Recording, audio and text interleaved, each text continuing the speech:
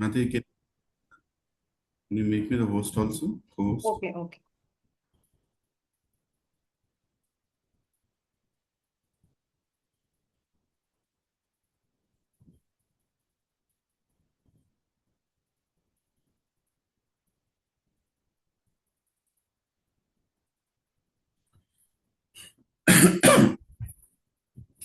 जय राधा माधव कुंज बिहारी जन वल्लभ गिरिवरधारी जय राधा माधव कुंज बिहारी जन वल्लभ गिरिवरधारी यशोदानंदन व्रज जनरंजन यमुना तीरवनचारी यशोदानंदन व्रज जनरंजन यमुना तीरवनचारी राधा माधव कुंज बिहारी जनवल्लभ गिरिवरधारी जय राधा माधव कुंज बिहारी जनवल्लभ गिरिवरधारी यशोदानंदन व्रज जनरंजन वनचारी यशोदानंदन व्रज जनरंजन यमुना तीरवनचारी हरे कृष्णा कृष्णा कृष्णा हरे हरे राम राम राम राम हरे हरे कृष्णा कृष्णा कृष्णा हरे हरे राम राम राम हरे हरे कृष्णा कृष्णा कृष्णा हरे हरे राम राम हरे हरे कृष्णा कृष्णा हरे हरे हरे राम राम राम हरे हरे कृष्णा कृष्णा कृष्णा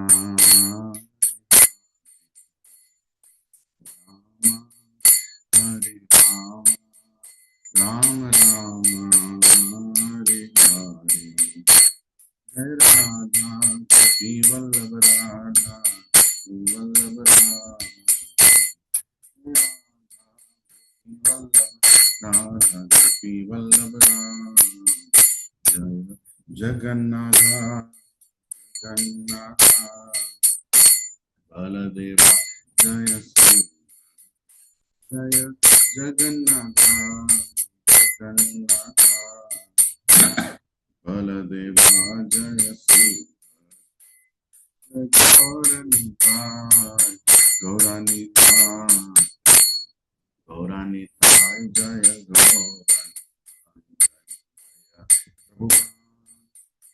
प्रभुपाद प्रभुपाद जय जय गुरुदेव गुरुदेव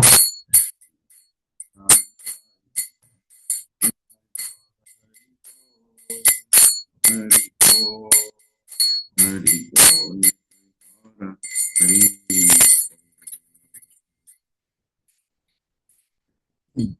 श्रील प्रभुपाद की जय ओम अज्ञानतिमिरान्धस्य ज्ञानाञ्जनशलाकया चक्षुरुन्मिलितं येन तस्मै श्रीगुरवे नमः श्रीचैतन्यमनोभीष्टं स्थापितं येन भूतले स्वयं रूपा कदा मह्यं ददाति स्वपदान्तिकम् वन्देऽहं श्रीगुरौ श्रीयुतापदकमलं श्रीगुरुं वैष्णवांश्च Shri Rupam Sagrajata Sahagana Raghunatham Tam Sajivam Sadvaitam Savadutam Parijana Sahitam Krishna Chaitanya Devam Shri Radha Krishna Pada Sahagana Lalita Shri Vishakam हे कृष्ण करुणा सिंधु दीनबंधु जगतपते गोपेश गोपिका कांत राधा कांत नमोस्तुते तप्त कांचन गौरांगी राधे वृंदावनेश्वरी वृषभानुसुते देवी प्रणमामि हरिप्रिये वाञ्छाकल्पतरुभ्यश्च कृपा सिन्धुभ्य एव च पतितानां पावनेभ्यो वैष्णवेभ्यो नमो नमः जय श्री कृष्ण चैतन्य प्रभु नित्यानंद श्री अद्वैत गदाधार शिव सादि गौर भक्त वृंद हरे Krishna Krishna Krishna Hare Hare Hare Ram Ram Ram Hare Hare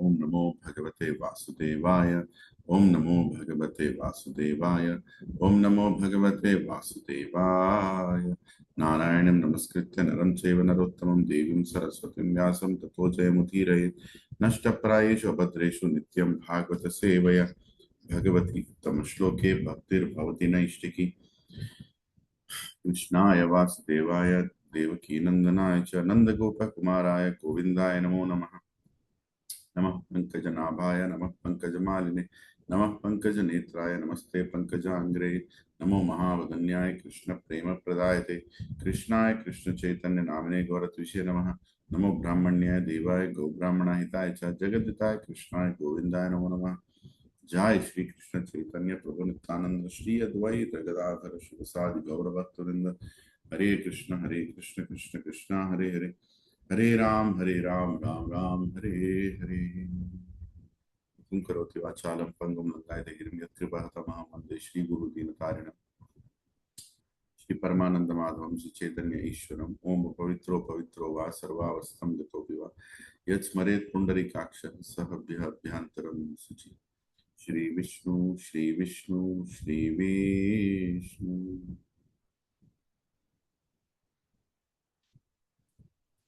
Hare Krishna. Prabhuji and Mataji, please forgive me for the delay. So we are in 10th canto, chapter 1. Very bold.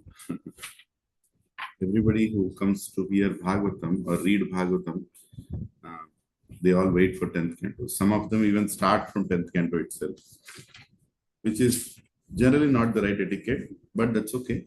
Prabhupada gave Krishna book so that before we die, at least we read the 10th canto. And if you have read the 10th canto, if you have read the Krishna book, that means you have read the 10th canto, no doubt about it. But still, 10th canto has its own level of detail. Krishna book is summarized in many ways.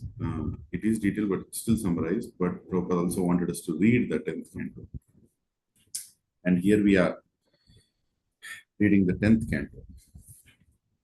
Right? And here we are in the first chapter, the advent of Lord Krishna, introduction. Right? So it's like the whole 9 cantos have built it, the eagerness, and now Krishna is coming into this world, is appearing into this world with a great episode of Devaki and Kansa, and the whole very disturbing episode, right? And previously, Deepa Mataji and Shivapal Prabhu and others, they have discussed the previous verses of how eager Parikshit Maharaj was to hear more about Krishna. And he specifically asked, tell me more about Krishna's appearance. When Krishna appeared, what did he do in Dwarka? Why did he go out of Dwarka? Sorry, why did he go out of Mathura? Why did he stay in Vrindavan? What were the activities in Vrindavan? Uh, how come he had so many wives in Dwarka, right? And how did he leave this planet? So all these things he inquired, and then Sukadeva Goswami, with a lot of happiness, explaining that even the person who asks benefits from this, and even the person who listens benefits from this. Person who asks, the person who listens, the person who tells also benefits out of it. So all of us here, including me, you, everybody, doesn't matter who is reading. Today I am reading. Last time somebody else was reading. Anybody reading will benefit. right? So it's a Srimad Bhagavatam reading more than a class when we do this on Saturday, Sunday, and Ekadashi. And there's a special Ekadashi. It's Ekadashi coming in Adhikamas, additional Ekadashi, right? So, so here we are. But I think till 54th verse it was already done. So now we are going to discuss from 55th verse. 54th, Vasudeva, he was trying to convince Kamsa. First, he tried to convince by philosophy. What philosophy can a person in mode of ignorance understand, right? So finally, Vasudeva added logic to it, saying that, I'll read it. Vasudeva said, "Oh, best of the sober, you have nothing to fear from your sister Devaki because of what you have heard from the unseen omen. The cause of death will be her sons. Therefore, I promise that when she gives birth to the sons from whom your fear has arisen, I shall deliver them all onto your hands." It looks like a very simple statement, but I can't imagine which father would do that, right? Uh, who would go and give his children so affectionate to in the hands of death? Kamsa is death personified at this point of time for Devaki and her children. So Vasudeva is promising that just to handle the situation. So now we'll start from text 55. Shri Sukha Uvacha Swashur Vadhan Nivar Nivar Nivrite Kamsa Tad Vakya Saravit Vasudevo Api Tam Prita Prasasya Pravishad Graham. Translation purport by His Divine Grace A.C. Bhaktivedanta Swami Srila Prabhupada Ki Jai. Srila Sukadeva Goswami continued, Kamsa agreed to the logical arguments of Vasudeva and, having full faith in Vasudeva's words, he refrained from killing his sister Vasudeva. Being pleased with Kamsa, pacified him further and entered his own house. Purport. Although Kamsa was a sinful demon, he believed that Vasudeva would never deviate from his word. The character of a pure devotee like Vasudeva is such that even so great a demon as Kamsa firmly believed in his words and was satisfied. Yasya Yasyasti Bhaktir Bhagavati Akinchana Sarvair Gunaistatra Samasate Sura.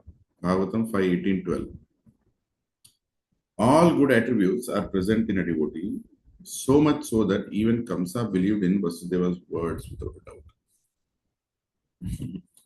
Often people believe devotees, you will see that they don't respect devotees, but they believe devotees.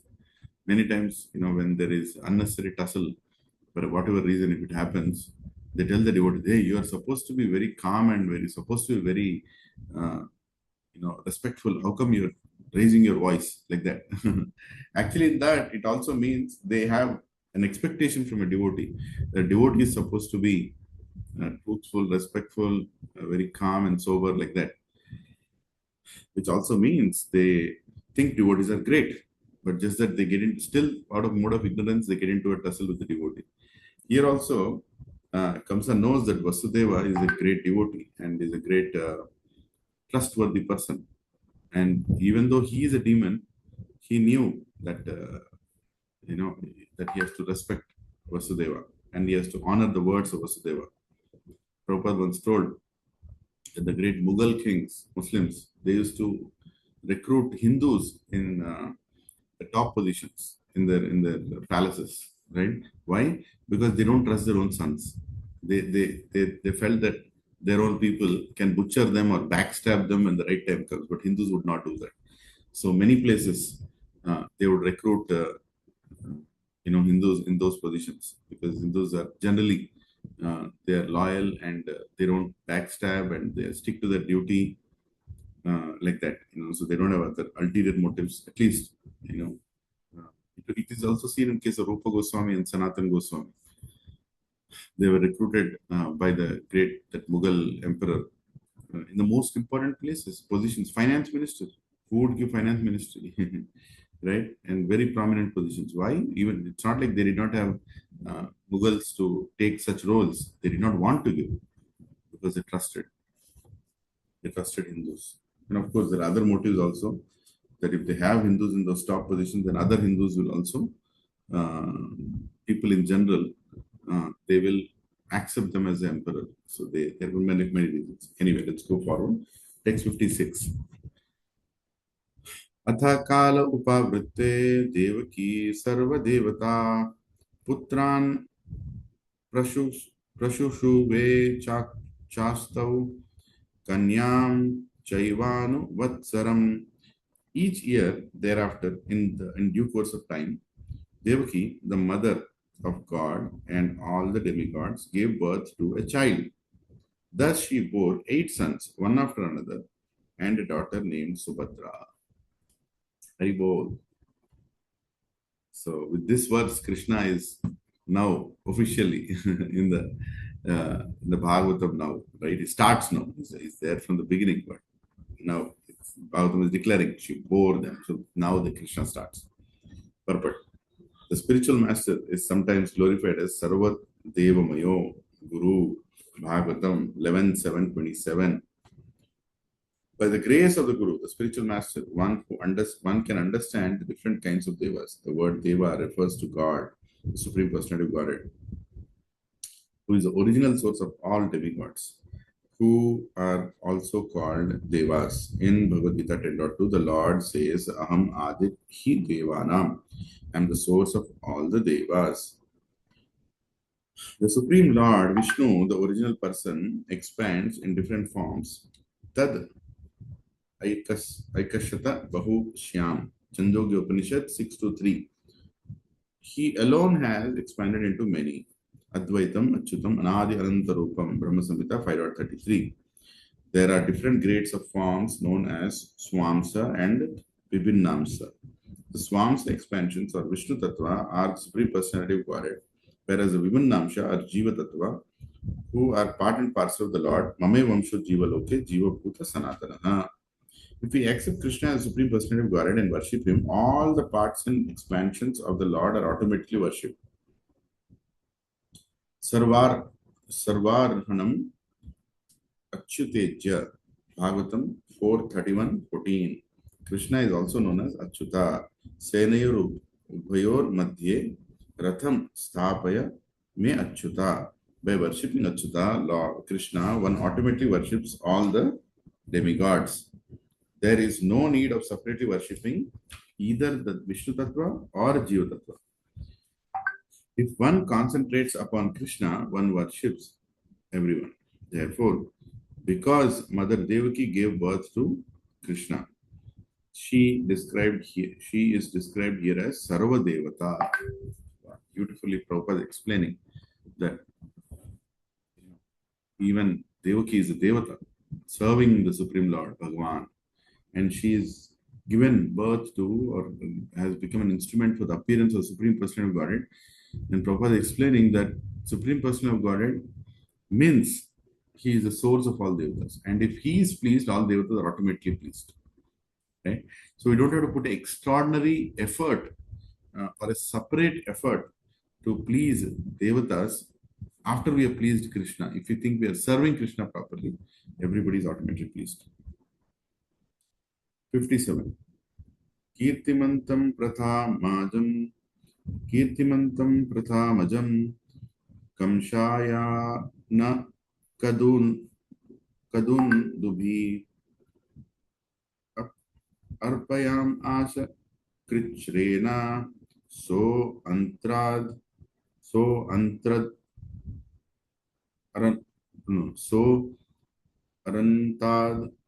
ativi vala. Vasudeva was very much disturbed by fear of becoming a liar by breaking his promise. Thus, with great pain, he delivered his firstborn son, named Kirtiman, into the hands of Kamsa. Now, Vasudeva is a saintly person. He promised, but he still has a heart, right? But the greatness is They even, the great people, they even control their heartly feelings.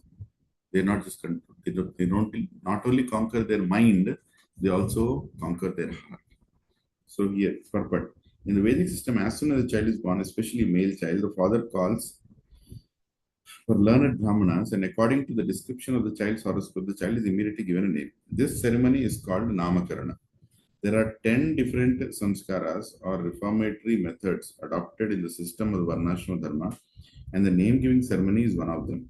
Although Vasudeva's first son was to be delivered into the hands of Kamsa, the Namakarana ceremony was performed, and thus the son was named Kirtiman.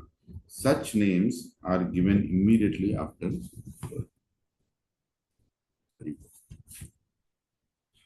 58. Kim dushaham nu sadhunam vidusam kim apekshitam kim akaryam kadar yanam dustyajam kim dhritatmanam. What is a pain? What is painful for saintly persons who strictly adhere to the truth? How could there not be independence for pure devotees who know the Supreme Lord as their substance? What deeds are forbidden for persons of the lowest character, and what cannot be given up for the sake of Lord Krishna by those who have fully surrendered at his lotus feet? The beautiful explanation by Sukadeva Goswami is glorifying the heart of a devotee, right? What independence do they even want to have when they know that Krishna is in control of everything? That is the nature of a devotee.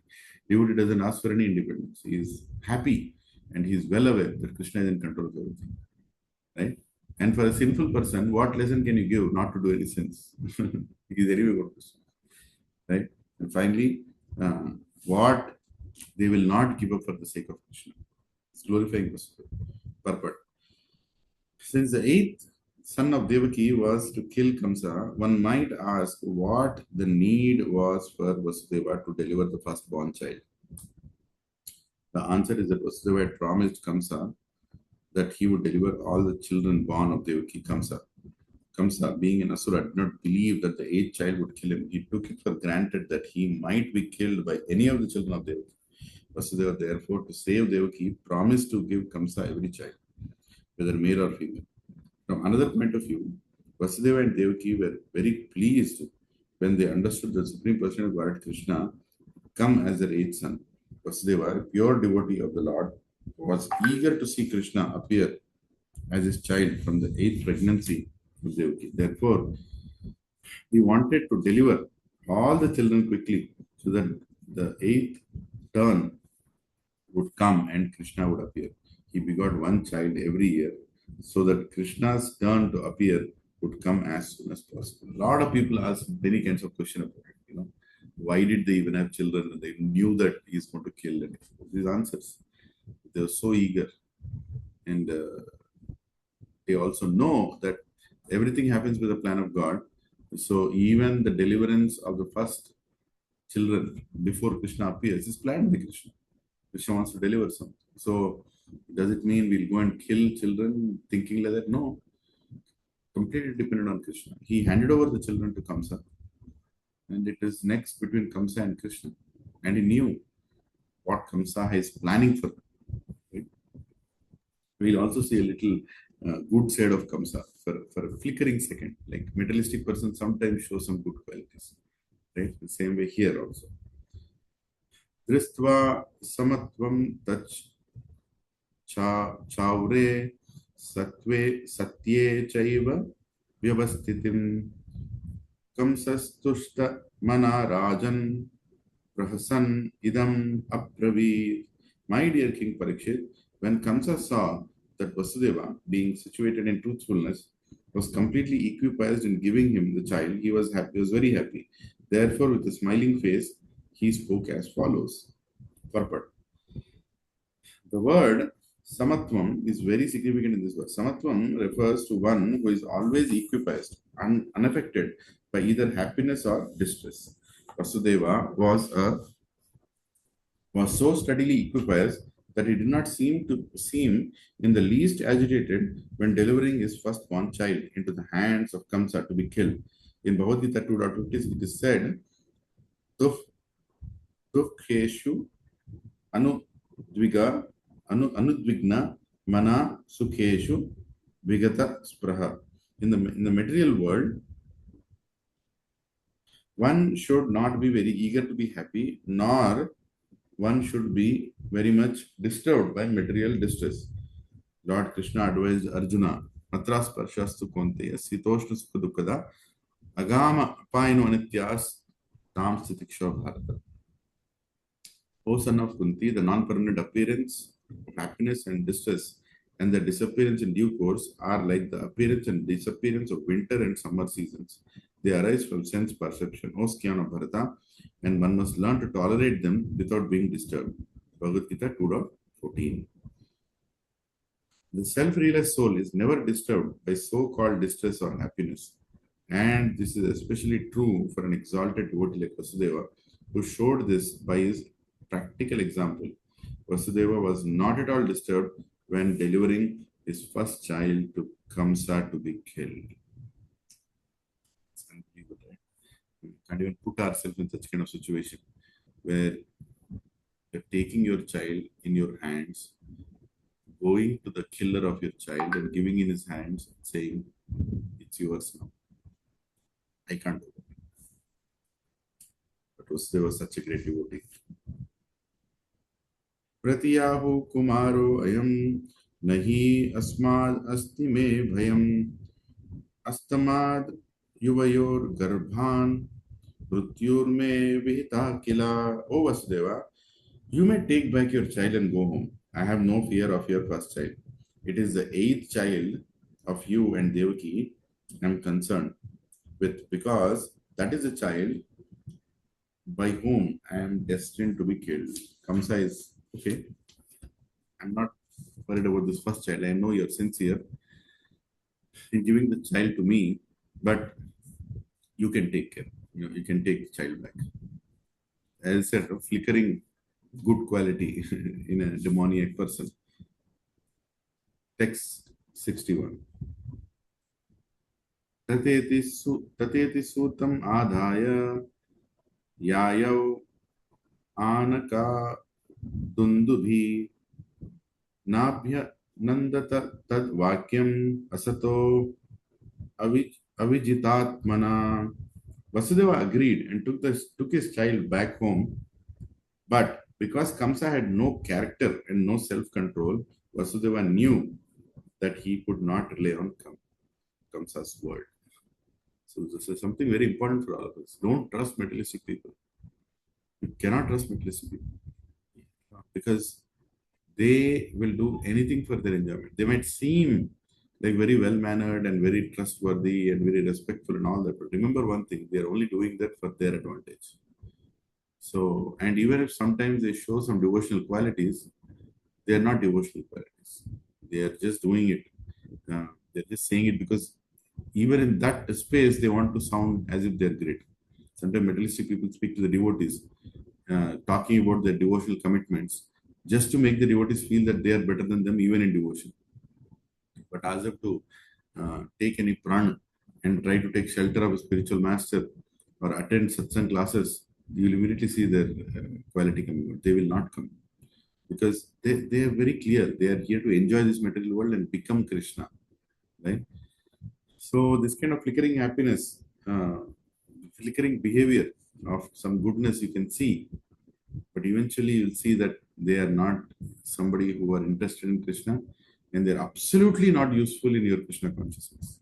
So we should only deal with them how much we are supposed to deal. Yesterday we were reading the 64 instructions given by Rupa Goswami in Bhakti Rasamrita Sindhu, and one of the instruction is deal with material world as much as it is needed. That's all, not more than that. Rupa Goswami is saying one of the important things in devotional service. 62 to 63.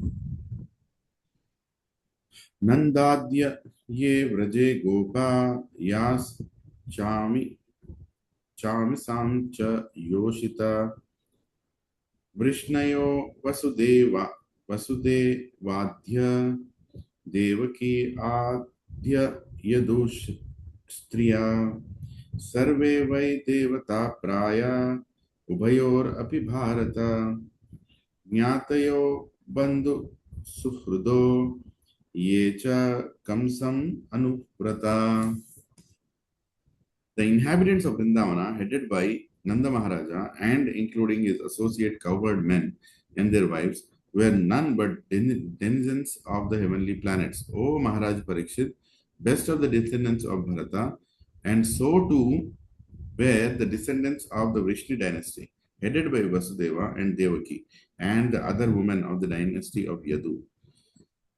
The friends, relatives, and well-wishers of both Nanda and Vasudeva, and even those who eternally appeared to be followers of Kamsa, were all demigods.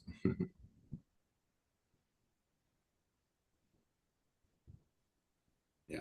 So this is how the chapter started, right? Where all the devatas, they went to the Shvetadvipa and they were asking for Lord Vishnu to come and help them. And Lord Brahma told that, in the heart of heart, he already told me that he's going to appear, and you all have to appear in the dynasty of Yadus and serve the Supreme Lord when he comes. So this is being revealed here. So here, uh, Kamsa doesn't know who all are these Yadus, right? So he's surrounded by all devatas who are here for a mission to kill the demons. So indirectly, he is also going to be killed. So he's here. Sukadeva Goswami is revealing the bigger aspect of Yadus. As previously discussed, the Supreme Personality of God Vishnu informed Lord Brahma that Lord Krishna would appear, would personally descend to mitigate the suffering on the earth. The Lord ordered all the denizens of the heavenly planets to take birth in different families of the Yadu and Vishnu dynasties and in Vrindavana. Now, this verse informs us that all the family and friends of the Yadu dynasty, the Vishnu dynasty, Nanda Maharaj, and the Gopas descended from the heavenly planets to see the pastimes of the Lord. As confirmed in Bhagavad Gita 4.8, the Lord's pastimes consist of Paritranaya Sadhunam Vinayashaya Duskritam, saving the devotees and killing the demons. To demonstrate these activities, the Lord called for devotees from different parts of the universe. There are many devotees who are elevated to a higher planetary system. Praprapunyakritam lokan Usitva Shashwati Sama Suchinam Shrimatam Gehe Yoga Bhrashto Abhignate Abhijayate. The unsuccessful yogi, after many years of enjoyment on the planets of the pious living entities, is born into a family of righteous people and into a family of rich aristocracy. Bhagavad Gita 6.41. Some devotees, having failed to complete the process of devotional service, are promoted to the heavenly planets, to which the pious are elevated. And after enjoying there, they may be directly promoted to the place where Lord's pastimes are going on. When Lord Krishna was to appear, the denizens of the heavenly planets were invited to see the pastimes of the Lord. And thus it is stated here that the members of the Yadu and Vishnu dynasties and the inhabitants of Vrindavana were demigods or almost as good as demigods. Even those who externally help the activities of Kamsa belong to the higher planetary systems. The imprisonment and release of Vasudeva and the killing of various demons were all manifestations of the pastimes of the Lord. And because the devotees would be pleased to see these activities personally, they were all invited to take a birth as friends and relatives of these families. As confirmed in the prayers of Kunti, Bhagavatam 1:19. The Lord was to play the part of a demon killer and a friend, son, and brother of his devotees. And thus these devotees were all summoned. Very bold. So, Krishna also wants to make sure his devotees take the nectar of his pastimes. So he planned, okay, you all come and see what I'm going to do. Brothers and Masters, we are all also witnessing God's plan right now. How? Chaitanya Mahaprabhu told in every every corner, every street, holy name will be chanted. ISKCON is going to expand into every place. Now it's happening in front of our eyes. You can see so much preaching is increasing, so many places. Festivals are happening, Rath Yatras are happening. This means what? God's plan is getting expanded. We're all witnessing it. And we are fortunate. And He wants us to witness. That is the reason He invited us into the satsang of ISKCON. And you're all there in the ISKCON society, which means we are part of God's plan. So, in the same way, here, Devatas all became part of Krishna's plan when He's going to appear in Mathura. Etat kamsaya bhagavan chashamsab yetya narada bhumer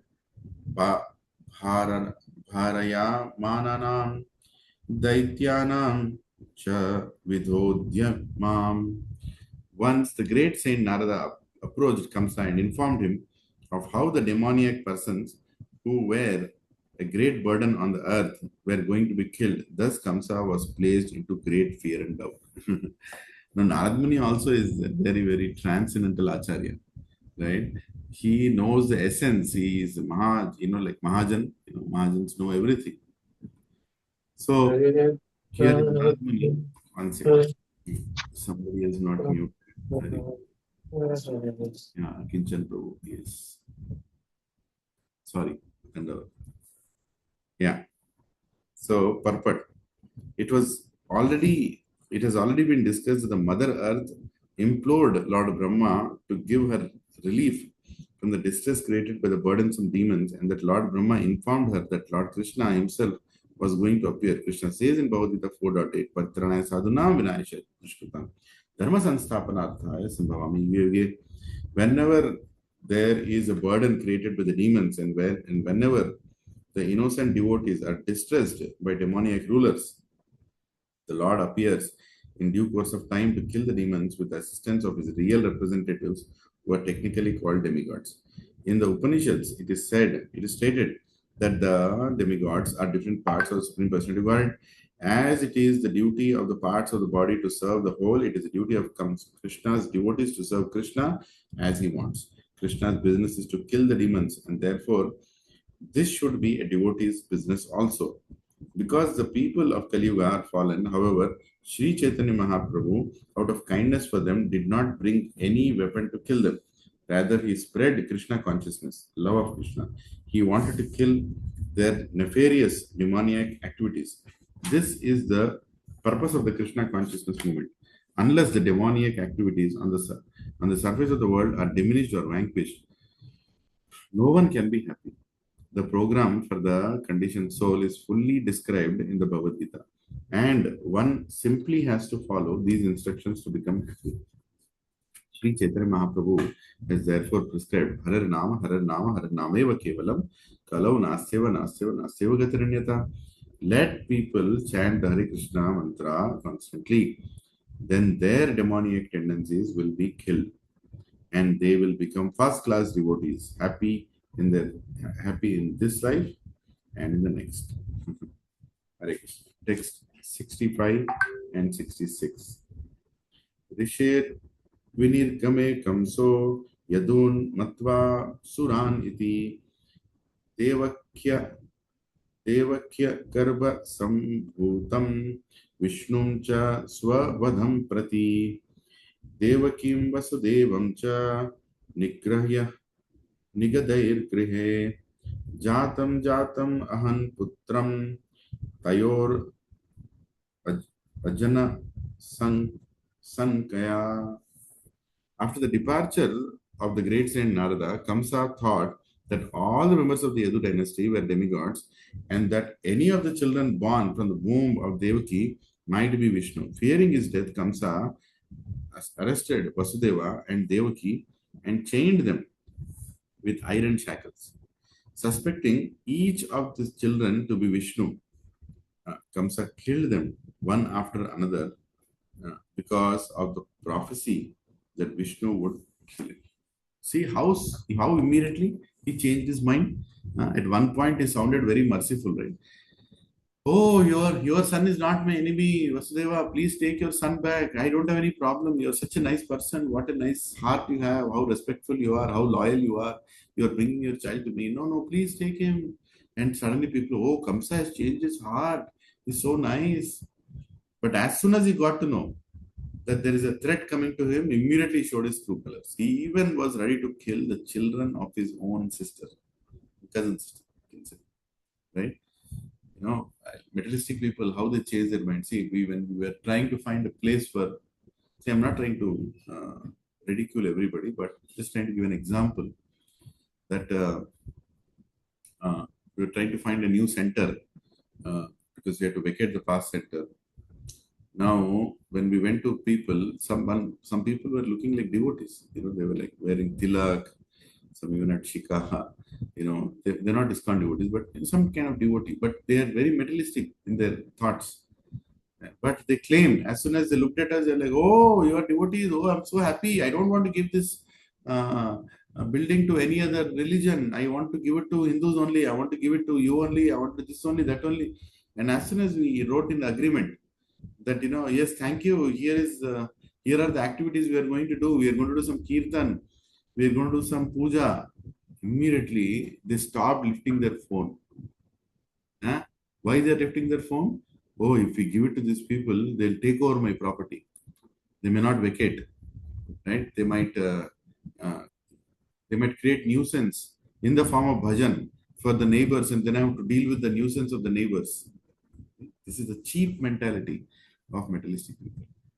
They say that they are devotees of God, but they are not devotees. Devotee risks anything and everything for Krishna. In service of Krishna, he trusts Krishna and he goes at all levels to serve Krishna. And Krishna, he believes that Krishna will take care of everything. But non-devotees are not like that. They are yet to be devotees. In other words, they are not like materialistic people.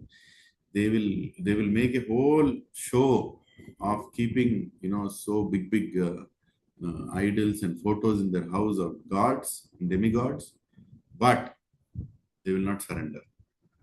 They have no intention to surrender also. Rarely you will see somebody who is ready to give. I remember when I was shifting my house initially when I came back from America, staying in a rental house, and again, because satsang is happening, the owner wanted me to vacate. Right? Who is he? Hindu only.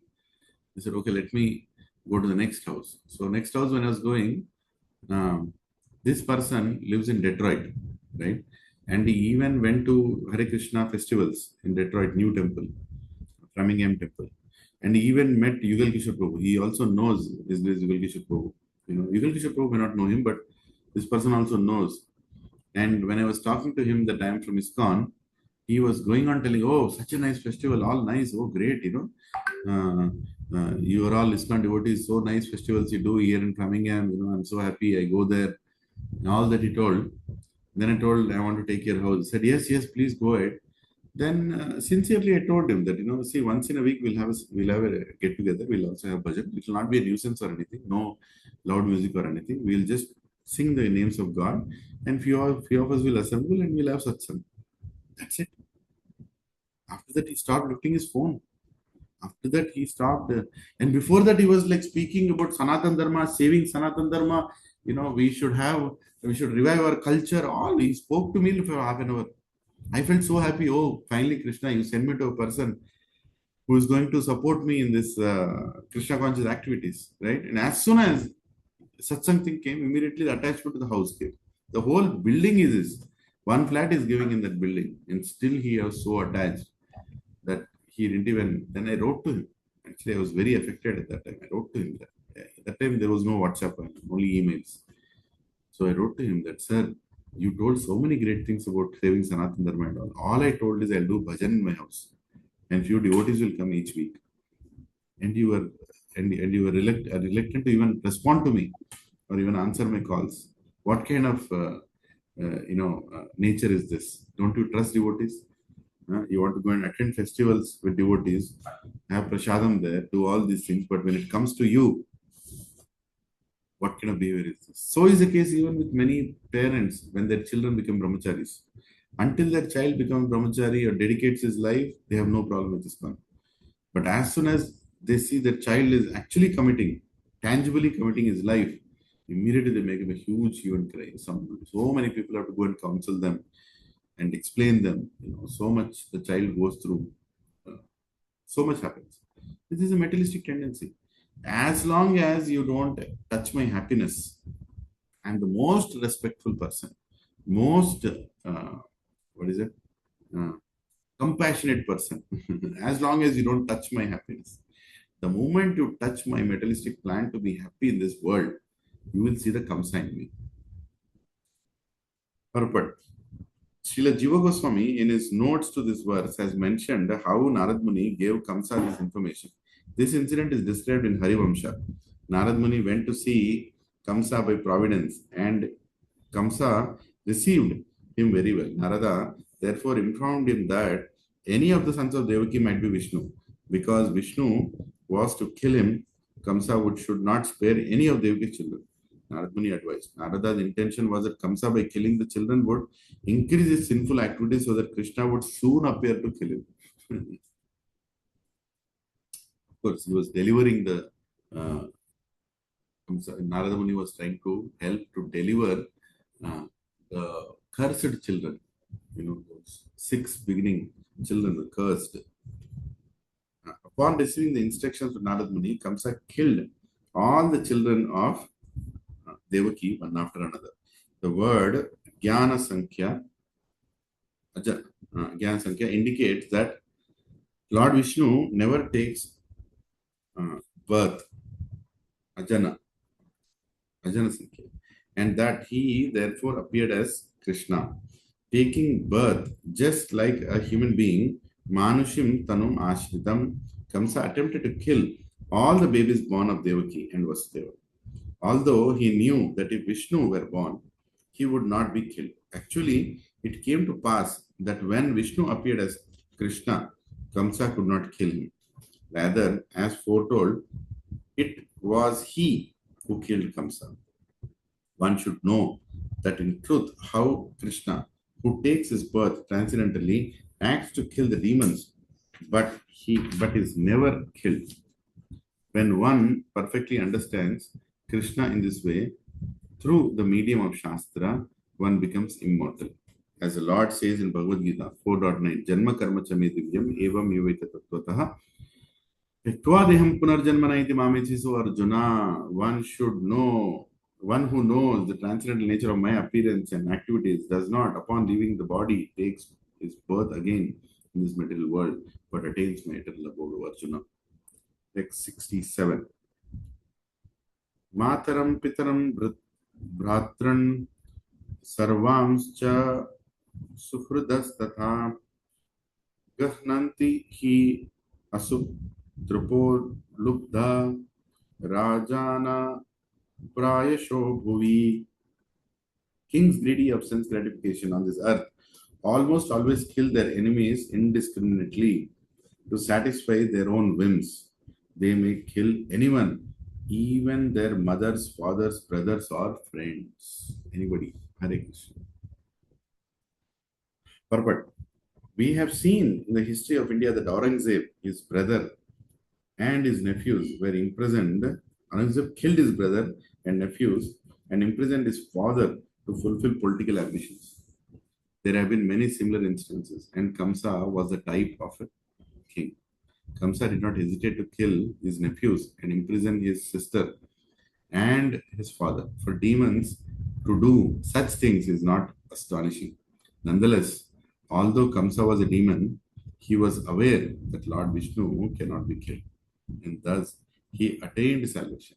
Even partial understanding of the activities of Lord Vishnu makes one eligible for salvation.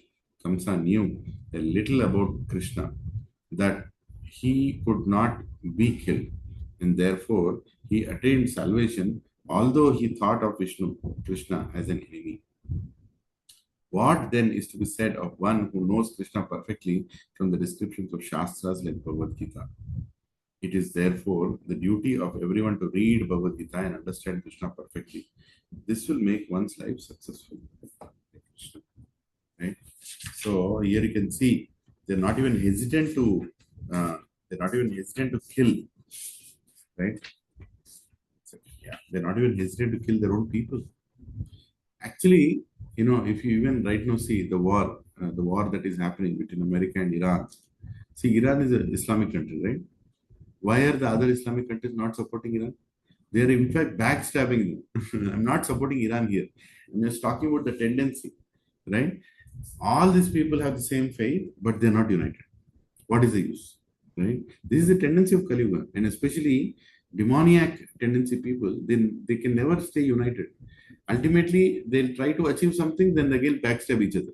They're bombing each other, right? The whole world is wondering. Iran is bombing Qatar, Iran is bombing UAE, Iran is bombing Saudi, Iran is bombing Oman, everywhere. It's bombing everybody around. Kuwait. Why? Why are they bombing? Why can't they all to come together and try to teach a lesson for somebody who is attacking them? They can never do that, because their tendency is like that. They will want to exploit anybody, kill anybody, brother, sisters, mother, father. They'll go to any extent to find their happiness. So world has to understand that until Sanatan Dharma is there, there will be any prosperity and peacefulness in this world. Otherwise, it will not be. And if the day Bharat is wiped out, uh, unfortunately in Kali Yuga it might even happen. Who knows? And at least we should not see that when we are here. But after that, people are just going to become like cannibals, killing each other and eating each other. That's all will remain, right? So it's so important for us to save this Bharat, which teaches, is a Vishwa Guru for the entire planet, which tells about renunciation and devotion to the whole world. That's an important role we play. Atmanam iha sanjatam janan prag vishnuna hatam mahasuram kalanenim kalanemin yadubhi sa vyarudhyata. In his previous birth, Kamsa had been a great demon named Kalanemi and been killed by Vishnu. Upon learning this information from Narada, Kamsa became envious of everyone connected with the Yadu dynasty. Persons who are demons, enemies of the Supreme Personality of Godhead, are called Asuras. As stated in Bhagavad Gita, the Asuras, because of their enmity towards the Supreme Personality of Godhead, take birth after birth in Asura families and therefore glide down to the darkest hellish regions. Hare Krishna. Text 69. Ugrasenam cha pitaram yadu bhojan dakadipam swayam nigrahya bhubuje surasenan mahabala. Kamsa, the most powerful son of Ugrasena, even imprisoned his own father, the king of the Yadu, Bhoja, and Andhaka dynasties, and personally ruled the states known as Surasena. The state known as Mathura was also included within the states known as Surasena. This was Kamsa. He even imprisoned his own father. Can we imagine imprisoning our father? The father who brought us up, who gave us so much love. We go and put him behind the bars. This is the tendency of materialistic people, brothers and sisters. They will not stop at anything. So there is additional notes for this chapter, and I would request everyone to read them. It's quite a long. It's just like a small book. Let me see the time. What is the time? 8:14. So Prabhuji's Mata, should we read it? It might take another 20 minutes or so. Or you all want to read it?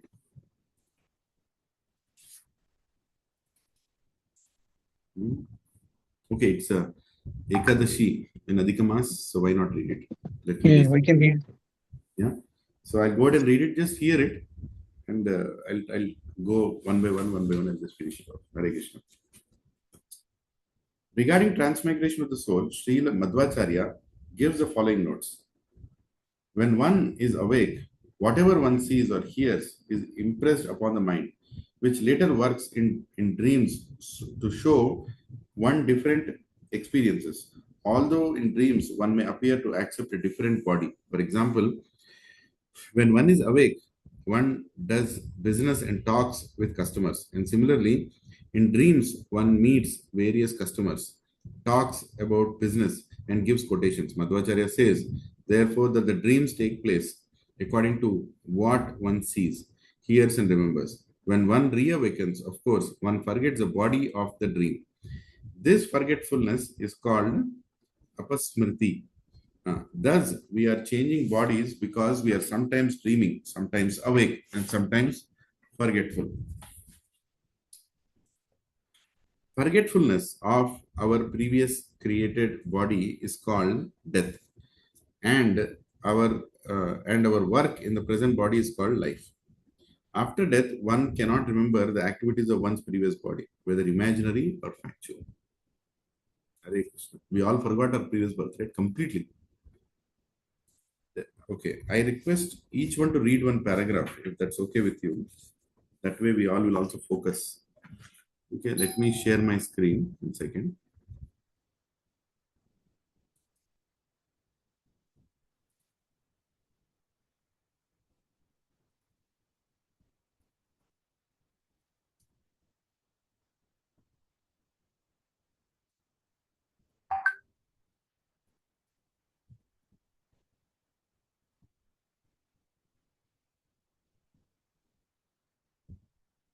Yeah,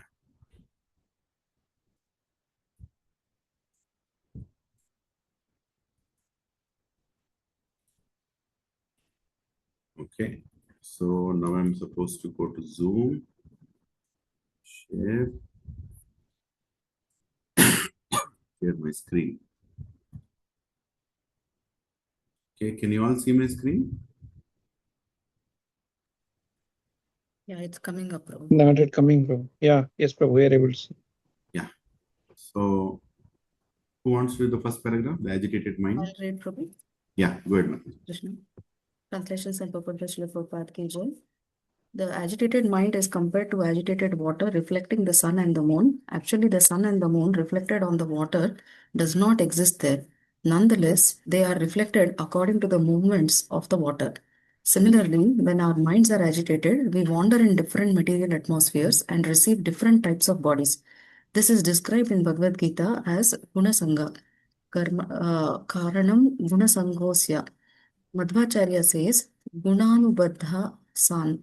And Sri Chaitanya Mahaprabhu says Brahmanda Brahmite Kona Bhagyavan Jiva. Chaitanya Charitamrita Madhya Lila 19.151. The living entity rotates up and down throughout the universe, sometimes in the upper planetary system, sometimes in the middle and lower planetary systems, sometimes as a man, sometimes as a god, a dog, a tree, and so on. This is all due to the agitation of the mind. The mind must therefore be steadily fixed. As it is said, Savai Manaha Krishna Padaravindayo. One should fix one's mind at the lotus feet of Krishna and then one will become free from agitation. This is the instruction of Garuda Purana, and in Naradiya Purana, the same process is described. As stated in Bhagavad Gita, Yanti Deva Vrata Devan. The agitated mind goes to different planetary. Prabhu, scroll little. Yeah, 1 minute, Mataji.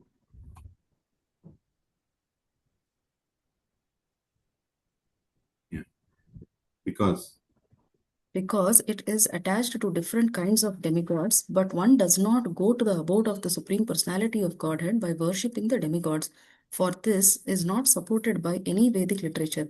Man is the architect of his own fortune. In this human life, one has the facility with which to understand one's real situation, and one can decide whether to wander around the universe forever or return home back to Godhead. This is also confirmed in Bhagavad Gita. अप्राप्य माम निवर्तन्ते मृत्योर संसार वर्तमानि. Hare Krishna. Hare Krishna. A beautiful explanation is being given about the origin of the Jiva and everything, human life. Yeah. Who wants to read this second Hare paragraph? Krishna, Prabhu. I will read, Prabhu. Yes, bro. Translation by His Divine Grace A.C. Bhaktivedanta Swami Srila Prabhupada. Srila Prabhupada ki jai. There is no such thing as chance. When a tree is burning in a forest fire, and although the nearest tree is spared, a distant tree catches fire. This may appear to be a chance. Similarly, one may seem to get different types of bodies by chance, but actually one receives these bodies because of the mind. Hare Krishna. Hare The mind Krishna. flickers accepting, between accepting and rejecting. And according to the acceptance and rejection of the mind, we receive different types of bodies. Although we superficially seem to be obtain these bodies by chance. Even if we accept the theory of chance, the immediate cause of the chance of the body is the agitation of mind. This is the second point is also very important. Even if you accept the theory of chance, the immediate the cause of the chance of the body is agitation of the mind. Very nice. Prabhu. Thank you, Prabhu.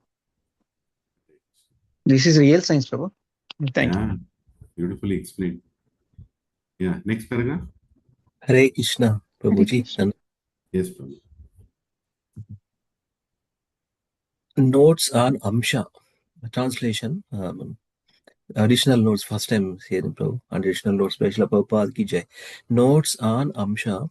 This chapter describes that Krishna appeared Amshena with his parts and parcels or his partial manifestation. In this connection, Sridhara Swami says that Krishna is 100% Bhagavan. Krishnastu Bhagavan Swayam. Because of our imperfections, however, we cannot appreciate Krishna in fullness. Therefore, whatever Krishna exhibited when present on earth was but a partial manifestation of his opulence. Again, Krishna appeared with his plenary expansion, Baladeva. Krishna, however, is full. There is no question of his appearing partially. In the Vaishnava Toshani, Srila Sanatana Goswami says that to accept that Krishna was partially manifested would contradict the statement Krishnastu Bhagavan Swayam. Srila Jiva Goswami says that the word Amshena means that Krishna appeared with all his plenary expansions. The words Amshena Vishnu do not mean that Krishna is a partial representative of Vishnu. Rather, Krishna appeared in fullness and he manifests himself partially in the Vaikuntha Lokas. In other words, Lord Vishnu is a partial representation of Krishna. Krishna is not a partial representation of Vishnu. In the Chaitanya Charitamrita Adilila, chapter 4, this subject matter is explained very clearly. Srila Vishwanath Chakravarti Thakur also notes that no one can describe Krishna in fullness. Whatever descriptions we find in Srimad Bhagavatam are partial explanations of Krishna. In conclusion, therefore, the word Amshena indicates that Lord Vishnu is a partial representation of Krishna, not that Krishna is a partial representation of Vishnu. Hare Krishna. We go. Yes. Who wants to the next paragraph? Hare Krishna Prabhuji Dhanavad Pranam. Shall I Yes. read Prabhuji? Yes, ma'am. Please go. Srila Sanatana Goswami's Vaishnava Tosani has explained about Dharma Shilasya. The exact meaning of Dharma Sila is an unadulterated devotee. Real Dharma consists of full surrender to Krishna. Sarva Dharman Parityajya Mamekam Sharanam Raja. One who has fully surrendered to Krishna is actually religious. One such religious person was Maharaja Parikshit. Anyone who accepts the principle of surrender to the lotus feet of the Lord, giving up all other systems of religion, is actually Dharma Shila, perfectly religious. Thank you, Prabhu Hare Krishna. Very good. Yeah. Who wants to the next paragraph? I will read, Prabhuji. Yes, Mataji. The word Nirvatta Tarshaiha refers to one who no longer has any material desires, Sarvapadhi Vinurmuktam. One may have many material desires because of contamination in this material world. But when one is completely free from all material desires, he is called Nirvatta Trishna, which indicates that he no longer has any thirst for material enjoyment. Swamin Karthartho Smi Varam Nayache, Haribhakti Subhodaya. Materialistic persons want some material profit from executing devotional service, but this is not the purpose of the service. The purpose of devotional service lies in complete surrender unto the lotus feet of Krishna with no material desires. One who surrenders in this way is already liberated. Jivan Muktahasa Uchyate. One who is always busy serving Krishna in whatever condition he may live is understood to be liberated even in this life. Such a person who is a pure devotee does not need to change his body. Indeed, he does not possess a material body, for his body has already been spiritualized. An iron rod kept constantly within a fire will ultimately become fire, and whatever it touches will burn. Similarly, the pure devotee is in the fire of spiritual existence, and therefore his body is Chinmaya. It is spiritual, not material, because the pure devotee has no desire but the transcendental desire to serve the Lord. In text 4, the word upajiya manat is used. Nirvatta tarshair upajiya manat. Who will chant the glories of the Lord unless he is a devotee? Therefore, the word nirvatta tarshar upajiya manat, who Lord, unless he is a devotee. Therefore, the word Nirvatta Tarshaya indicates the devotee and no one else. These are the remarks of acharyas like Viraraghava Acharya. Veera Raghava Acharya. Sorry, Prabhuji. Viraraghava Acharya and Vijayadwaja. To desire anything other than devotional service will diminish one's freedom from material desires. But when one is free from all such desires, one is called Nirvatta Tarshaya. Hare Krishna. Thank you, Prabhuji. Thank you, Mataji. Can anyone remember who is Veera Raghava Acharya? Just one blank. Viraraghava Acharya. I forgot. He's a very great Acharya. And does anyone remember whose son is he? A very significant person, actually, explained by our Acharyas. Anyway, some other time we can browse and find. Yeah. Who wants to read the next two paragraphs? First one is very small. Krishna Prabhupada. Can I read? Yes, ma'am. Purport by His Divine Grace A.C. Bhaktivedanta Swami Srila Prabhupada ki jai. Vina Pasugnath. The word Pasu means animal. An animal killer, Pasugna, cannot enter into Krishna consciousness. In our Krishna consciousness movement, therefore, animal killing is completely prohibited. Uttama Shloka Gunanuvadat. The word Uttama Shloka means no one is famous as the best of those who are good. The Lord is good in all circumstances. That is his natural reputation. His goodness is unlimited and he uses it unlimitedly. A devotee is also sometimes described as Uttama Shloka, meaning that he is eager to glorify the Supreme Personality of Godhead or the Lord's devotees. Glorifying the Lord and glorifying the Lord's devotees are the same, or rather, glorifying the devotee is more important than glorifying the Lord directly. Narottam Das Thakure explains this fact. Chadiya Vaishnava Seva Nistara Paicha Keba. One cannot be liberated from material contamination without sincerely serving the devotee of Krishna. Hare Krishna. Thank you, Mataji. Hare Krishna. Yeah. Who wants to the next paragraph? Bhava. Yes, Prabhu. Yes, Prabhuji. Yeah. Bhavaushada means from the universal remedy. Chanting the holy name and glorifying the Supreme Lord are the universal remedy for all the miseries of materialistic life. Person who desires to be freed from the material world are called mumuksu. Such persons can understand the miseries of the materialistic life, and by glorifying the activities of the Lord, they can be released from all these miseries. The transcendental sound vibrations concerning the Lord's name, fame, form, qualities, and parallelphia are all non-different from the Lord. Therefore, the very sound vibration of Lord's glorification and the name are pleasing to the ears. And by understanding the absolute nature of the Lord's name, form, and qualities, the devotees becomes joyful. Even those who are not devotees, however, enjoy the pleasing narrations of Lord's transcendental activities. Even ordinary person not very much advanced in Krishna consciousness take pleasure in describing the narrations depicted in Srimad Bhagavatam. When materialistic person is purified in this way, he engages in hearing and chanting the glories of the Lord, because glorification of Lord's pastime is very pleasing to the ears and heart. Yeah, can you move up, Prabhu? Yeah, ears and the heart of the devotee.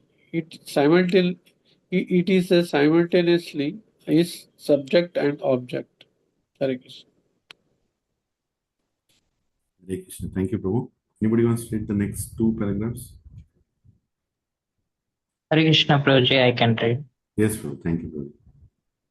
In this world, there are three kinds of men: those who are liberated, those trying to be liberated, and those entangled in sense enjoyment.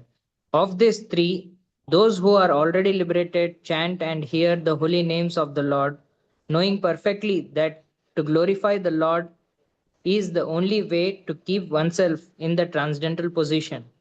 Those who are trying to be liberated, the second class, may regard the chanting and hearing of the Lord's holy name as a process of liberation, and they too will feel the transcendental pleasure of this chanting. As for karmis, the persons engaged in sense gratification, they also may take pleasure in hearing the pastimes of the Lord, like his fighting of on the battlefield.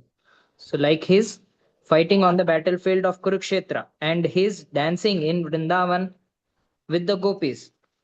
The word Uttama Shloka Gunanu Vanda refers to the transcendental qualities of the Supreme Lord, such as his affection for Mother Yashoda and his friends, the cowherd boys, and his loving attitude towards the gopis. The Lord's devotees, like Maharaj Yudhishthir, are also described by the qualification Uttama Shloka Gunanuvada. The word Anuvada refers to describing the qualities of the Supreme Lord or his devotees. When these qualities are described, the other devotees are interested in hearing them. The more one is interested in hearing about these transcendental qualities, the more one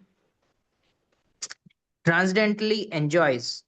Everyone, therefore, including the mumukshu, the vimuktas, and the karmis, should chant and hear the glories of the Lord, and in this way, everyone will benefit. Thank you, Prabhu. Anybody wants to read the next paragraph? Hare Krishna Prabhuji, Dandat Pranam Prabhuji. Thank you, Mataji. Yeah. Although the sound vibration of the transcendental qualities of the Lord is equally beneficial to all, for those who are muktas, liberated, it is especially pleasing, as described in Srimad Bhagavatam 8 Canto 3rd chapter verse 20, because pure devotees who no longer have any material desires surrender fully to the lotus feet of the Lord. They always merge in the ocean of bliss by chanting and hearing the Lord's holy name. According to this verse, devotees like Narada and other residents of Shweta Dvipa are seen always engaged in chanting the holy name of the Lord, because by such chanting they are always eternally and internally blissful. The mumukshus person desiring to be liberated do not depend on the pleasures of the senses. Instead, they concentrate fully on becoming liberated by chanting the holy name of the Lord. Karmis like to create something pleasing to their ears and hearts, and although they sometimes like to chant or hear the glories of the Lord, they do not do it openly. Devotees, however, always spontaneously hear, chant about, and remember the activities of the Lord, and by this process, Prabhuji, can you scroll down, Prabhuji? Yes. Yes, Prabhuji. Yeah. process, they are fully satisfied. And by this process, they are fully satisfied, even though these may seem like topics of sense gratification. Simply by hearing the transcendental narrations of the Lord's activities, Parikshit Maharaja was liberated. He was therefore Stotramano Bhirama, that is, he glorified the process of hearing. This process should be accepted by all living entities. To, to distinguish persons who are bereft of these transcendental pleasures, Maharaj Parikshit has used the word Virajyate Puman. The word Puman refers to any person, whether man, woman, or in between. Because of the bodily conception of life, we are subject to lamentation, but one who has no such bodily conception can take pleasure in transcendental hearing and chanting. Therefore, a person fully absorbed in the bodily conception of life is surely killing himself by not making spiritual progress. Such a person is called Pashugna, especially excluded from spiritual life or the animal hunters who are not interested in hearing and chanting the holy name of the Lord. Such hunters are always unhappy both in this life and in the next. It is therefore said that a hunter should neither die nor live, because for such person both living and dying are troublesome. Animal hunters are completely different from ordinary karmis, and thus they have been excluded from the process of hearing and chanting. Vina Pashugna, they cannot enter into the transcendental pleasure of chanting and hearing the holy name of the Lord. Thank you, Prabhuji. Hare Krishna. Thank you, Mataji. Anyone else read the next? The word Maharatha.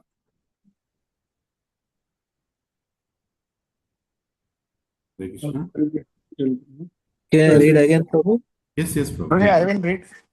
If is it okay, I can read. Yeah, let Shri Gopal Prabhu read. Read 2-3 paragraphs. I think they're small ones. Then Shri Giraj Prabhu can continue. Okay. The word Maharatha refers to a great hero who can fight alone against 11,000 other heroes. And the word Atiratha, as found in text 5, refers to one who can fight against an unlimited number. This is mentioned in the Mahabharata as follows. Ekadasa sahasrani yodhyayet yastu dhani vinam astra shastra pravinascha Maharatha iti smrita amitam yodhyayet yastu samprokto athirathastu saha. But this is the description. Probably, can you scroll? This is the description given in the Brihad Vaishnava Toshani by Srila Sanatana Goswami. Maya Manushya 10.1.17.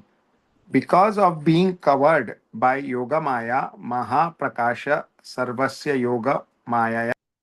Sorry, Prabhuji. Yoga. It is difficult to yoga. Maha Prakasha Sarvasya Yoga Maya Samavrata. Yoga Samavrata. Krishna is sometimes called Maya Manushya, indicating that although he is the supreme personality of Godhead, he appears like an ordinary person. A misunderstanding arises because Yoga Maya covers the vision of the general public. The Lord's position is actually different from that of an ordinary person. For although he appears to act like an ordinary man, he is always transcendental. The word Maya also indicates mercy, and sometimes it also means knowledge. The Lord is always full of all transcendental knowledge, and therefore, although he acts like a human being, he is the supreme personality of Godhead, full of knowledge. In his original identity, the Lord is the controller of Maya. Maya Dikshena Prakriti, Suyate Sachara Charam. Therefore, the Lord may be called Maya Manushya, or the Supreme Personality of Godhead, playing like an ordinary human being. Although he is the controller of both the material and spiritual energies, the Lord is the Supreme Person, Purushottama. But because we are deluded by Yogamaya, he appears to be an ordinary person. Ultimately, Apurji, can you scroll? Ultimately, Purushottam, However, in the Bhagavad Gita, we find. Um, sorry. ultimately, however, Yogamaya induces even a Yeah, yeah. non-devotee. Ultimately, however, Yogamaya induces even a non-devotee to understand the Lord as the Supreme Person, Purushottama. In the Bhagavad Gita, we find two statements given by the Supreme Personality of Godhead. For the devotees of the Lord, for the devotees of the Lord says, Tesham satata yuktam bhajantam pritipurvakam dadami buddhi yogam tam yena mam upayanti te. Prabhuji, now, can Giriraj Prabhuji read now? You can read the translation of this Okay, verse, and then you can continue. okay. To those who are constantly devoted and worship me with love, I give the understanding by which they can come to me. Bhagavad Gita 10.10. Thus, for the willing devotee, the Lord gives intelligence by which to understand Him and return to home back to Godhead. For others, for non-devotees, the Lord says, Mrityu sarva haras chaham. I am all plundering inevitable death. A devotee like Pralad enjoys the activities of Lord Narsinghadev, whereas non-devotees non-devotee like Prahlad's father Hiranyakashipu met death before Lord Narsinghadev. The Lord therefore acts in two ways, by sending some onto the path of the repeated birth and death and sending others back home, back to Godhead. Very Thank you, Prabhu. Yeah, Shri Girash, you can read the next one. Thank you. No, by reading, బ్రహ్మాండమైన points ఉన్నాయి అద్భుతంగా రాశారు amazing. You can go on contemplating on each paragraph for hours and hours. క్లాసులు తీసుకోవచ్చు ఒక్క దాని మీద బ్రహ్మాండంగా. This is the Ekadashi day. We are at least making sure we are reading this whole thing. Yeah, and few times we see Purushottama Yoga, Purushottama Krishna. Thank you. The word Kala, meaning black, indicates the color of the Supreme Personality of Godhead, Krishna. Lord Krishna and Lord Ramachandra, who both took blackish, give liberation and transcendental bliss to their devotees. Among persons possessing material bodies, sometimes someone is able to subject death to his own will. For such a person, death is almost impossible because no one wants to die. But although Bhishma Deva possessed this power, Bhishma, by the supreme will of the Lord, died very easily in the Lord's presence. There have also been many demons who had no hope of salvation. Yet Kamsa attained salvation by the supreme will of the Lord. Not to speak of Kamsa, even Putana attained salvation and reached the level of the Lord's mother. Parikshit Maharaja, therefore, was very eager to hear about the Lord, who has inconceivable qualities by which to give liberation to anyone. Parikshit Maharaja, at the point of his death, was certainly interested in his liberation. When such a great and exalted personality as the Lord behaves like an ordinary human being, although possessing inconceivable qualities, his behavior is called Maya. Therefore, the Lord is described as Maya Manushya. This is the opinion of Srila Jiva Goswami. Mu refers to mukti or salvation, and ku refers to that which is bad or very obnoxious. Thus, Mukku refers to the Supreme Personality of Godhead, who saves one from the bad condition of material existence. The Lord is called Mukunda because he not only saves the devotee from material existence, but offers him transcendental bliss in love and service. Thank you, Prabhuji. Very good. Yeah. Can somebody read The next two paragraphs. Hare Krishna Prabhuji. I will read. Yes, Mati. Yes, Mati. Thank you. As for Keshava, Ka means Brahma and Isha means Lord Shiva. The personality of Godhead captivates both Lord Brahma and Lord Mahadeva Shiva by his transcendental qualities. Therefore, he is called Keshava.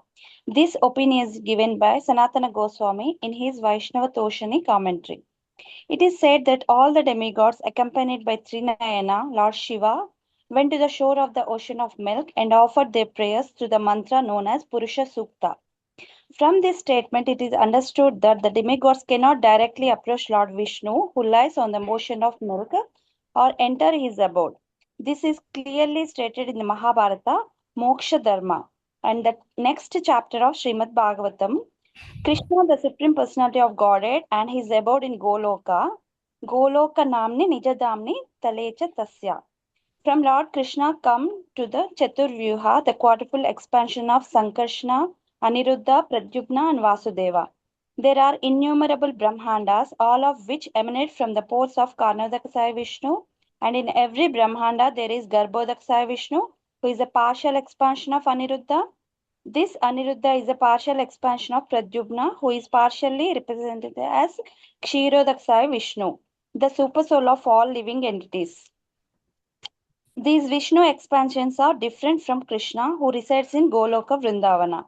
When it is said that the demigods offered prayers to the Lord by chanting the Purusha Sukta, this indicates that they please the Lord by enunciating prayers of bhakti. Hare Krishna. Yes. Can someone read the next? I will read, Prabhuji. Yeah, thank you, brother. The word. Yes, Prabhuji, I am starting. The word Brusakapi refers to one who satisfies his devotee in every way and frees his devotee from all material anxieties. Vrusha refers to religious performance like sacrifices. Even without the execution of sacrifices, the Lord can still enjoy the supermost comforts of the heavenly planets. The statement that Purushottama Jagannatha would appear in the house of Vasudeva distinguishes the Supreme Personality of Godhead from ordinary persons. The statement that he personally appeared indicates that he did not send his plenary expansion. The word Priyartham indicates that the Lord appeared to please Rukmini and Radharani. Priya means the most beloved. In the commentary of Sri Veeraraghava Acharya, the following extra verse is accepted after text 23. Sayopi tad adeshat kalpentam pasurupinaha payodana mukhenapi Vishnum Tarpayitum Suraha. O demigods, even great sages following the order of Vishnu appeared in the forms of cows and calves to please the Supreme Personality of Godhead by delivering milk. Others will read, Prabhuji. Can I continue? You can read one more paragraph. Small read. Okay, thank you. Ramanujacharya sometimes asserts Baladeva as a Sakhyavesa Avatara, but Srila Jiva Goswami has explained that Baladeva is an expansion of Krishna and that a part of Baladeva is Sankarshana. Although Baladeva is identical with Sankarshana, he is the origin of Sankarshana. Therefore, the word Swarat has been used to indicate that Baladeva always exists in his own independence. The word Swarat also indicates that Baladeva is beyond the material conception of existence. Maya cannot attract him, but because he is fully independent, he can appear by his spiritual potency wherever he likes. Maya is fully under the control of Vishnu because the material potency and Yogamaya mingle in the Lord's appearance. They are described as Ekanamsha. Sometimes Ekanamsha is interpreted to mean without differentiation. Sankarshana, the Sheshanaga are identical, as stated by Yamuna Devi, O Rama, O great armed master of the world, who have extended yourself throughout the entire universe by one plenary expansion, it is not possible to understand you fully. Therefore, Ekamsa refers to Sheshanaga. In other words, Baladeva merely by his partial expansion sustains the entire universe. Hare Krishna. Hare Krishna. Thank you, Mataji. Thank you. Anybody else wants to continue? Can I continue, Prabhuji? Yes, The Mataji. second time? Please go ahead. The word Karyartha refers to one who attracted the pregnancy of Devaki and bewildered mother Yashoda. These pastimes are very confidential. The Supreme Personality of Godhead ordered Yogamaya to bewilder his associates in his pastimes and bewilder demons like Kamsa. As stated previously, Yogamayam Samadhisha. To give service to the Lord, Yogamaya appeared along with Mahamaya. Mahamaya refers to Yaya Sammohitam Jagat, one who bewilders the entire material world. From this statement, it is to be understood that Yogamaya, in her partial expansion, becomes Mahamaya and bewilders the conditioned souls. In other words, the entire creation has two divisions, transcendental or spiritual and material. Yogamaya manages the spiritual world, and by her partial expansion as Mahamaya, she manages the material world. As stated in the Narada Pancharatra, Mahamaya is a partial expansion of Yogamaya. The Narada Pancharatra clearly states that the Supreme Personality has one potency, which is sometimes described as Durga. The Brahma Samhita says, Chayeva yasya bhuvanani vibhartedu Durga. Durga is not different from Yogamaya. When one understands Durga properly, he is immediately liberated. For Durga Is originally the spiritual potency, Ladini Shakti, by whose mercy one can understand the Supreme Personality of Godhead very easily. Radha Krishna Pranaya Vikritir Ladini Shaktir Asmat. The Mahamaya Shakti, however, is a covering of Yogamaya, and she is therefore called the covering potency. By this covering potency, the entire material world is bewildered. Yaya Sammohitam Jagat. In conclusion, bewildering the conditioned souls and liberating the devotees are both functions belonging to Yogamaya. Transferring the pregnancy of Devaki and keeping Mother Yashoda in deep sleep were both done by Yogamaya. Mahamaya can't act upon such devotees, for they are always liberated.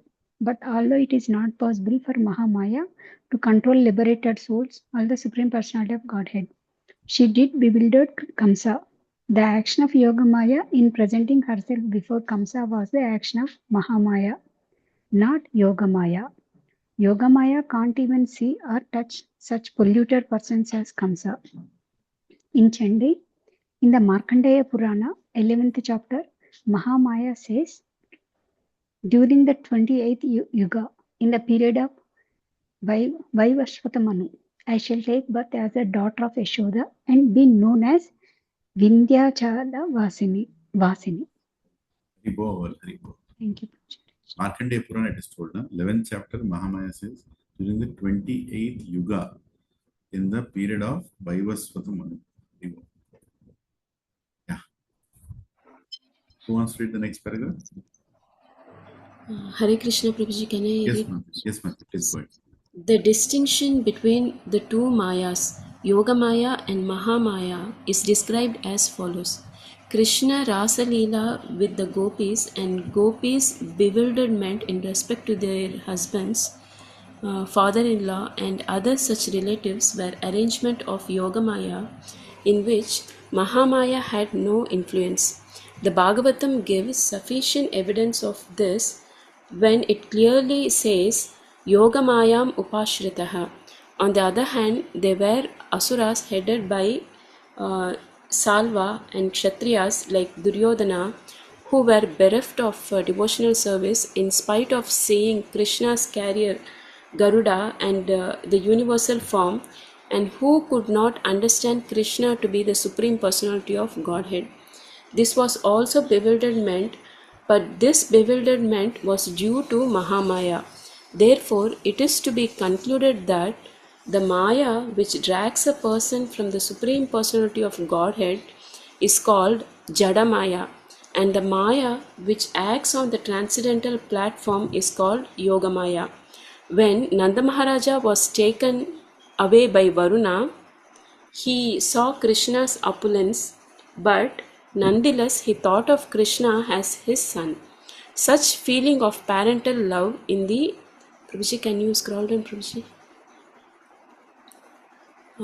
Such feeling of parental love in the spiritual world are acts of Yogamaya, not of Jadamaya or Mahamaya.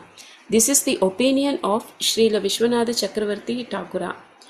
Sura Senamscha, the son of Kartaviryarjuna, was Surasena, and the countries he ruled were also called Surasena.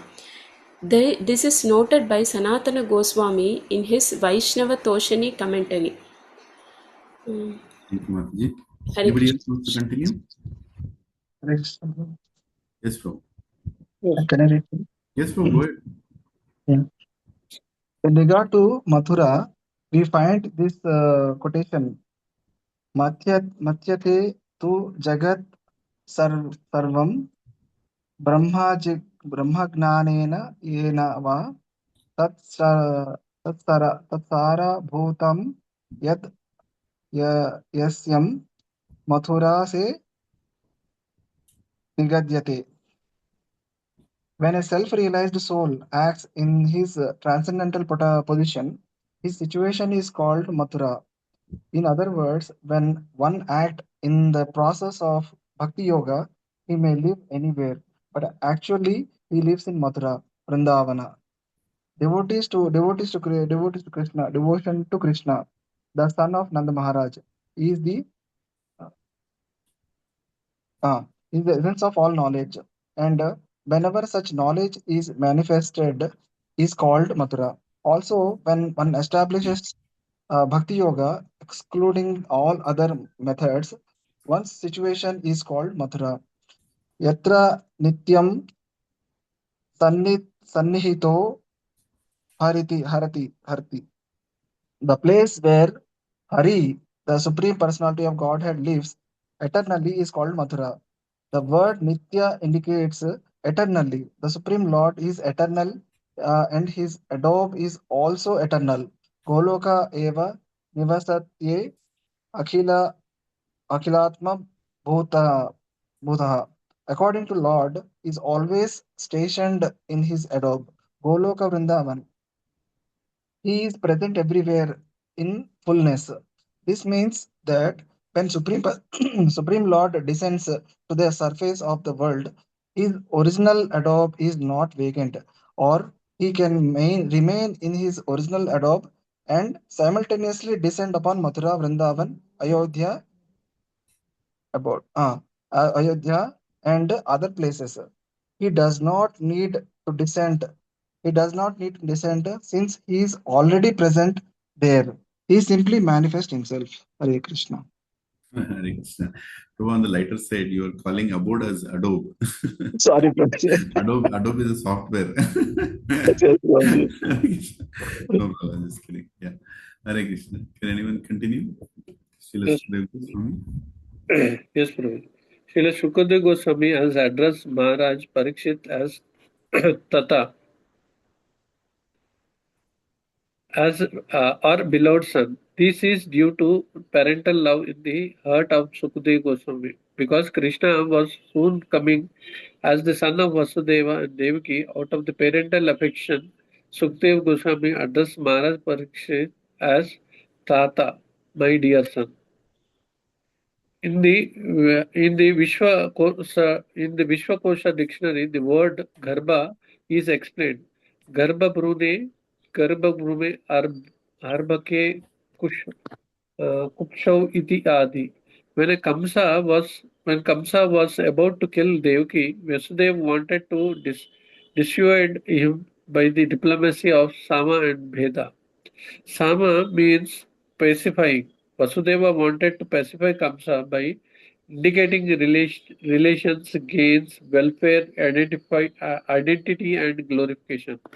A reference to these five concerns constitutes Sama, and Vasudeva's presentation of fear in two situations, in this life and the next, is called Bheda.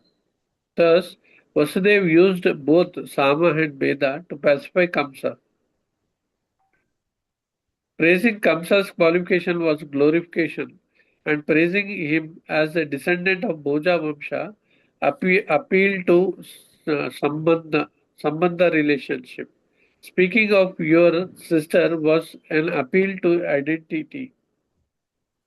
Speaking about killing a woman raises questions about the fame and welfare, and arousing a fear of the sinful act of the killing one's sister during her marriage ceremony is an aspect of Veda.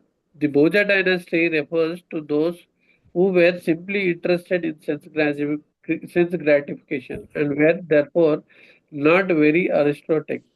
Another meaning of Bhoja is fighting. Therefore, w- uh, fighting. These were indications of defamation for Kamsa. When Vasudeva addressed Kamsa as Deenavatsala, this was excessive praise.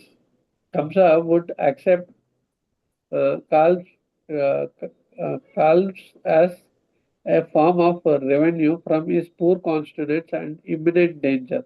Devaki was actually the daughter of Kamsa's uncle, and therefore she is described as Sruhut, meaning relative. It is stated that Kamsa refrained from killing his close relative Devaki because if he had killed her, a great fight would have ensued among the other members of the family. Kamsa refrained from provoking this great danger of family fight, for it would have caused many persons to lose their lives. Hare Krishna. Hare Krishna. It's very tempting to discuss all this, but in the interest of time, we are just trying to finish and read it. Yeah. Hare Anybody Krishna, else? Guruji, Dandavat Pranam. Yes. Srivalli. Yes, go ahead. Go Yeah, ahead. okay, Prabhu. So, formerly an Asura named Kalanemi had 6 sons, named Hamsa, Suvikarma, Prada. 1 minute. So, Suvikarma, Prada, Damana, Ripumardana, and Krodhananta. They were known as Satgarbhas or 6 Garbhas, and they were all equally powerful and expert in military affairs.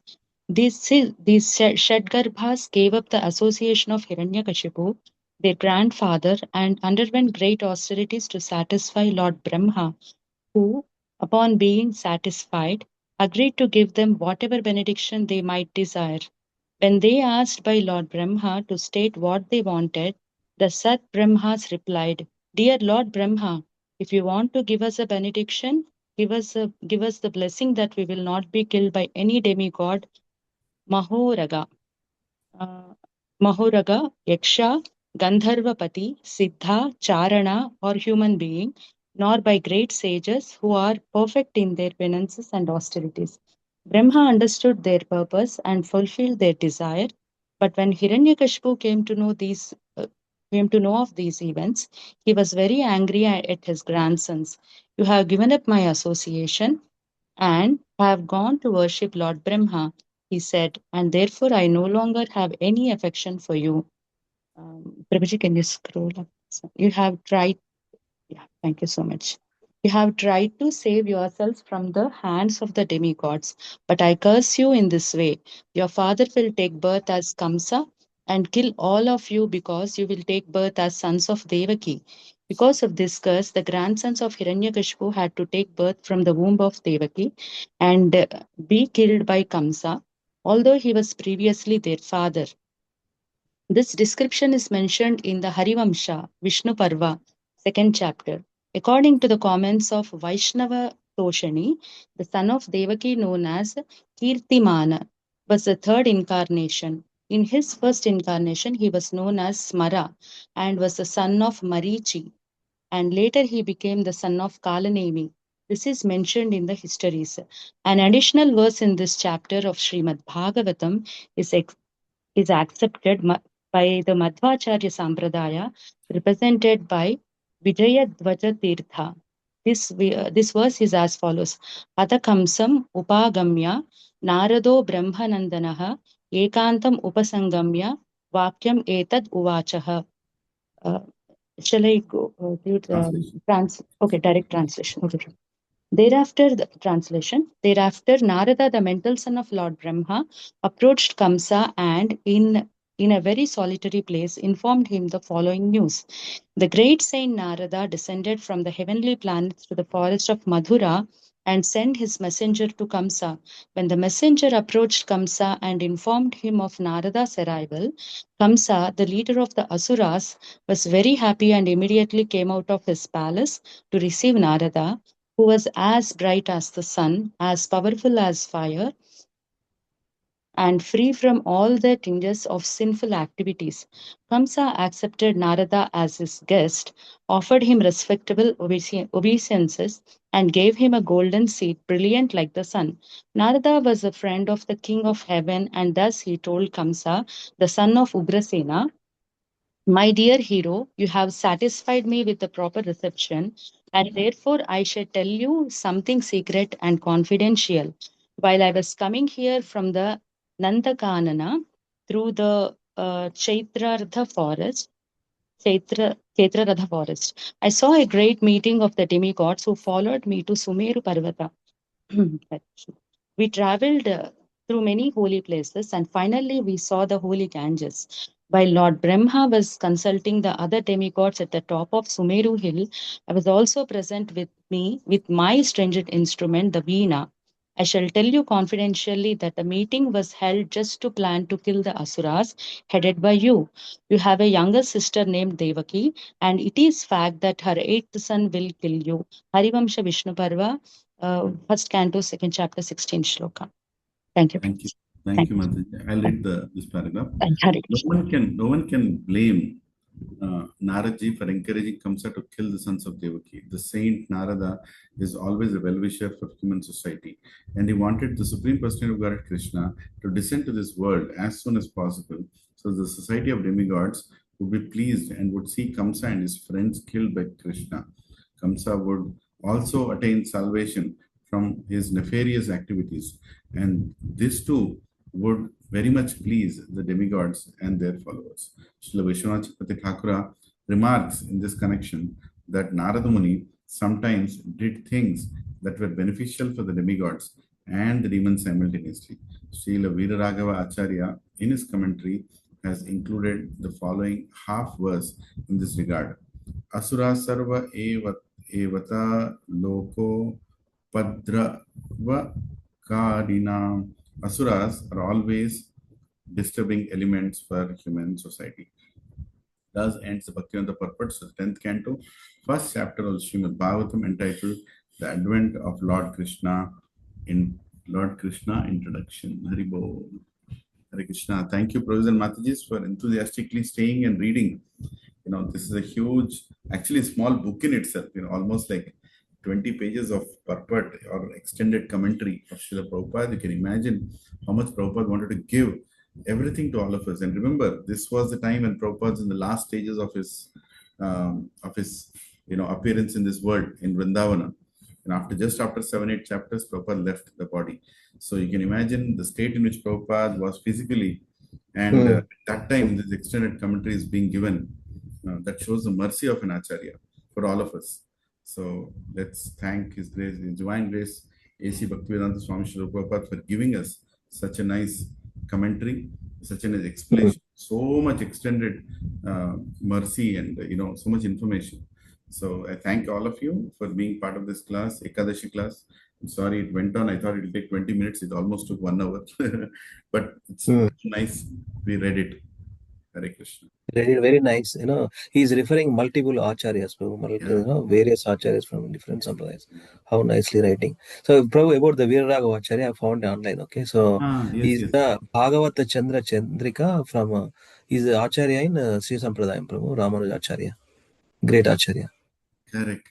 There was a story actually. His Holiness Radhanath Swami Maharaj had once given a lecture on Veeraraghava Acharya a long time ago. But I remember the name, but I forgot. The greatness. He's a very, very profound, very empowered Acharya. That's what they say.